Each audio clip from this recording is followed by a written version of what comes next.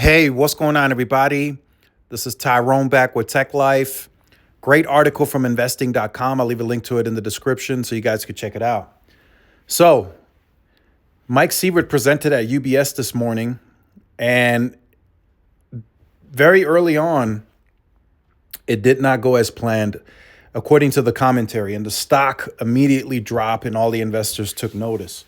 So, T-Mobile stock dipped 6.2% based on the remarks that Mike Sievert left at the UBS conference. And it makes sense for those of you who saw the video that I made about the T-Mobile deal, right? Starting December 7th, they're going to with trade-in, they're going to give you 4 16 Pros. That's very aggressive. And then everybody started saying, oh, this is desperate. What's going on? And then, like I said in the video, it could either be them being reactionary or them trying to drive competition and grow even further. But in this case, it looks like they're reacting to other promos in the industry. The company's CEO highlighted in his presentation that the fourth quarter is back-end loaded, indicating that a substantial portion of the company's expected revenue and business activities is concentrated towards the end of the quarter.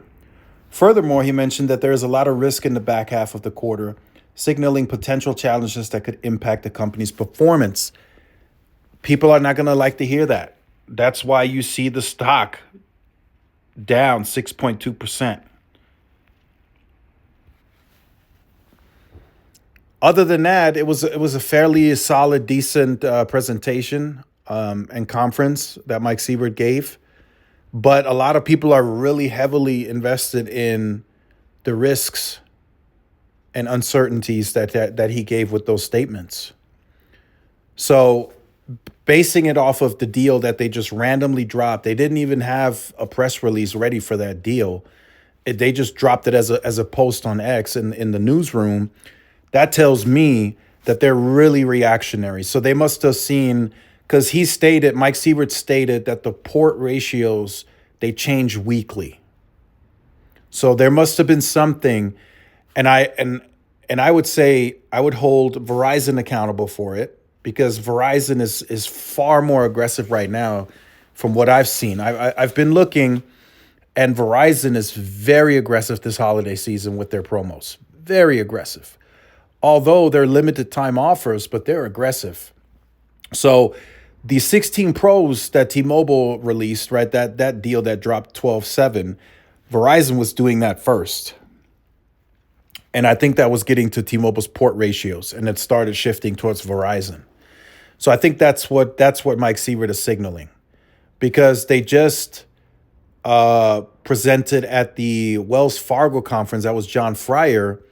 And he said everything is going according to plan in terms of the growth. Q4 is going how Q4 is going.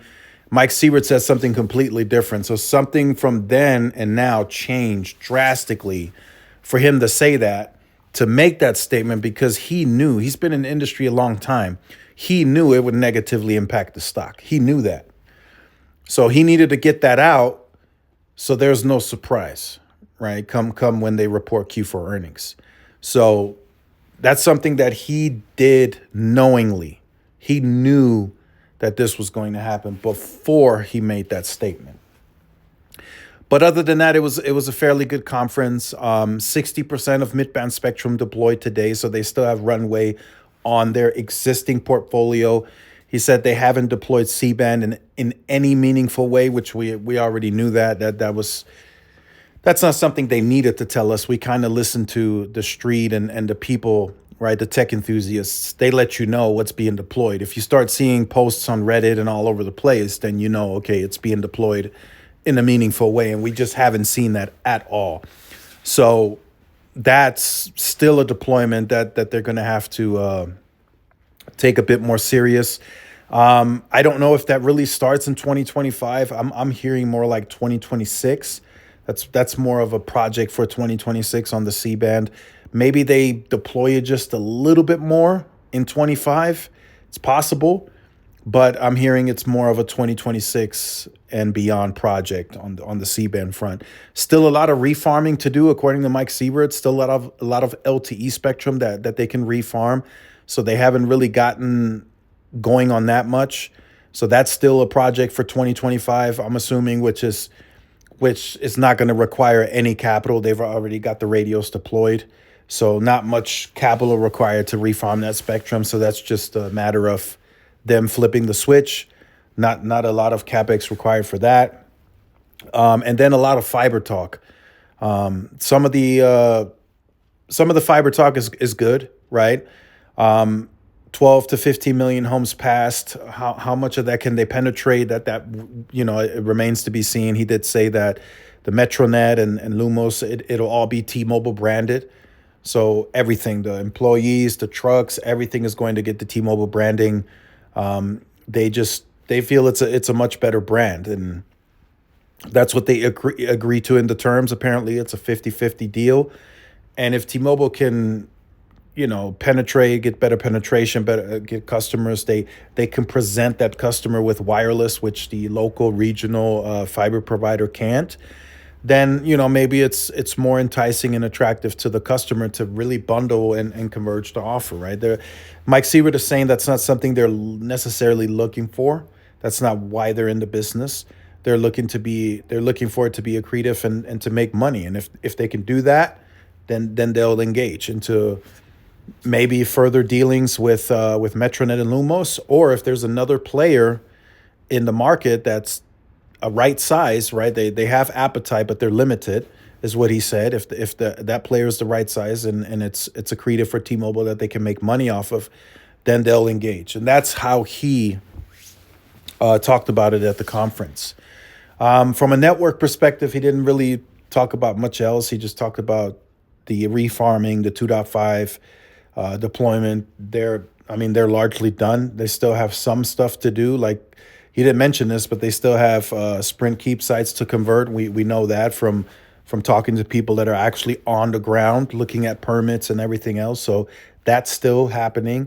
They're still going to have decommissioning costs. They're not talking about that publicly. They'll never admit that. They're still going to have to take Sprint racks down. So that's something that they still have to work through 2025, probably well into 26 and 27 perhaps. So that's still going to be a merger-related cost. Not a lot, but it's still going to be there that they won't really disclose publicly.